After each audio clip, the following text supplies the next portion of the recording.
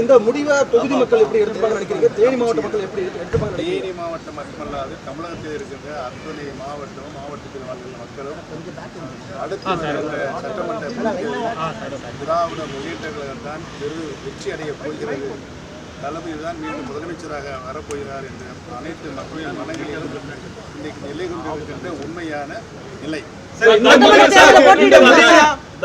அதிமுக தரப்புல உங்களை திமுக விமர்சனம் பண்றாங்க. அது இப்போ நிறுவனமாயிருக்கு குற்றச்சாட்டு வைக்கிறாங்க. பன்னீர்செல்வம் அவர்கள் திமுக இப்போ நீங்க இந்த பிஎம்கே டவுன் பண்ணுங்க மைக்க. சட்டமன்ற தேர்தலில் போட்டியிடுவீங்களா? தர்மம் வெல்லும் சொல்லிட்டு நீங்க தர்மம் வென்று விட்டதா? இன்றைக்கு தான் என்னை திராவிட முன்னேற்ற கழகத்தில் இணைந்திருப்பது தர்மம் வென்று. மீண்டும் போடிநாயக்கனூர்ல போட்டியிடுவீங்களா சார்? போடிநாயக்கனூர்ல மீண்டும் போட்டியிடுவீங்களா சார்? மாண்புமிகு முதலமைச்சர் திராவிட முன்னேற்ற கழகத்துடைய பொதுச் செயலாளர் ஜெயலலிதா உங்களுடைய ஆசை இருக்குன்னு நம்புறீங்களா?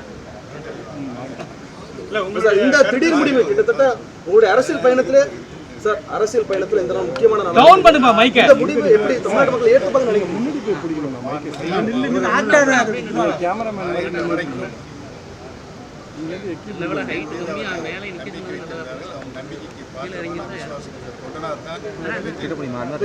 அந்த நம்பிக்கை தொடர்ந்து இப்போதும் அதிமுக தொண்டர்கள் இந்த முடிவை எப்படி ஏற்றுப்பாங்க? ஏன்னா உங்களை நம்பி தென் மாவட்டங்களில் பல தொண்டர்கள் இருந்தாங்க.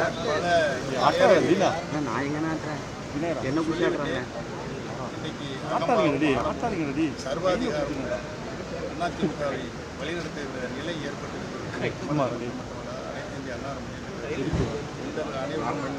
வெறுப்போடு பொறுப்பில் இருக்கின்ற பழனிசாமி அவர்களை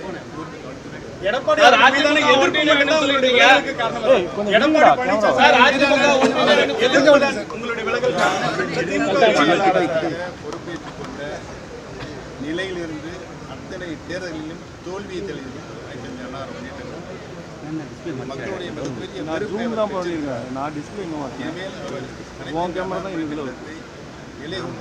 செயலாற்ற முடியாத நிலையில். செய்திகளை உடனுக்குடன் தெரிந்து கொள்ள கீழ்கண்ட கேபிள் மற்றும் டிடிஎச் நெட்வொர்க்குகளில் எம்நாடு செய்தி தொலைக்காட்சியை காணுங்கள். பாதகம் செய்பவரை கண்டால் நாம் பயம் கொள்ளலாகாது பாப்பா. மோதி மிதித்து விடு பாப்பா, அவர் முகத்தில் உமிழ்ந்து விடு பாப்பா.